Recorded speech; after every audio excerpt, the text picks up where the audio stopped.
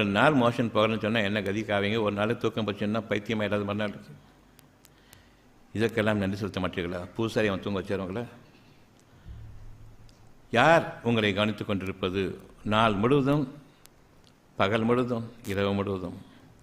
பகலில் சாப்பிட்டுட்டு தூக்க வயிற்று தூக்கிட்டு தெரிய முடியாமல் கஷ்டப்படுறோமே, கேஸ் சொல்லிட்டு ராத்திரி தூக்கம் பசியை நீக்கிட்டு சாப்பாடும் இல்லாமல் தண்ணியும் இல்லாமல் அடுத்த நாள் காலையில் ஃப்ரெஷ்ஷாக இடம் செய்கிறது யார்?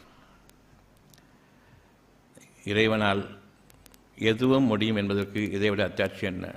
சாப்பிட்டா தான் வாழ முடியும், தண்ணி குடித்தா தான் தாக அடங்கும், இல்லைன்னா நாக்கு வார்த்தி போய் ராத்திரி போகிற ஒன்றும் இல்லாமல் தூங்கிட்டு இருந்தீங்களே, காலையில் அவ்வளோ ஃப்ரெஷ்ஷாக இருந்தீங்களே, இந்த எல்லாமே இல்லாமல். இறைவன் சகலவற்றின் மீது மாற்றல் மிக்கன் என்பதற்கு உள்ளும் புறமும் அத்தாட்சிகள் இருக்கின்றன. ஆன்மாவில் தங்கினால் தவிர கிடையாது.